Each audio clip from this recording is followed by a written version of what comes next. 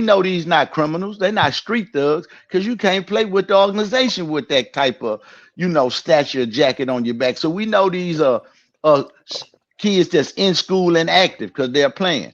Now, him, I don't understand because to me, DPS officers, for the most part, they go by the book. They don't really get too far out of character like that. I don't see a lot of them.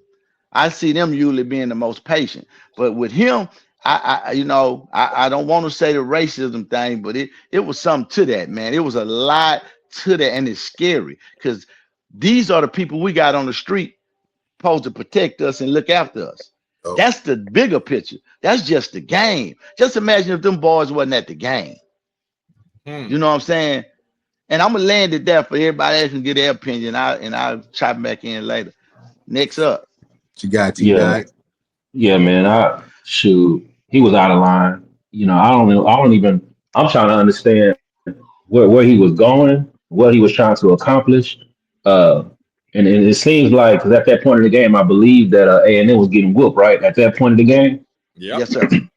So I'm sure he felt some kind of way about that. But yeah, he out of line, man, and I don't know what he was trying to accomplish.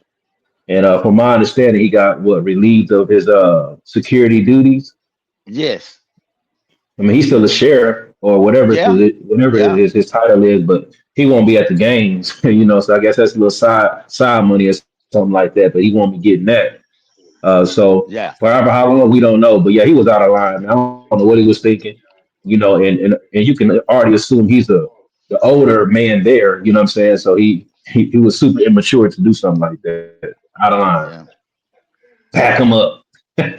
Say, pack him up. Big Yogi, what you got going? Like, man, I can't disagree with nothing now one of y'all said, man. It's like this to me, man. Like, all right, cool. So if y'all seen the play, man, the man just ran a long ass touchdown. I think it was 70-something yards, wasn't it? 70-something yards, 70 yards. So you got to think about this, man. This man is running a 75-yard touchdown, full speed. You know what I'm saying? And his momentum just carried him to the locker room. That man wasn't finna do nothing extra. He's finna stop, turn around, go back to the sideline.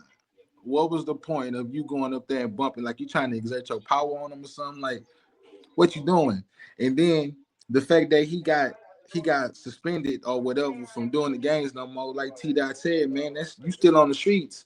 I can only imagine if you're gonna let that in a college game, like what you'll do on the streets to somebody. You know what I'm saying? Mm-hmm. But that's neither here nor there. You know what I'm saying? It's just that shit crazy, bro. That shit was uncalled for. Well, let me give y'all a little bit more. Let me give y'all a little more on it.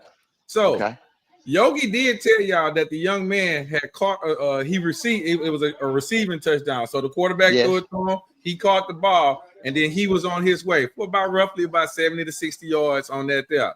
When he got to the end zone, they said that he may have pulled a hammy.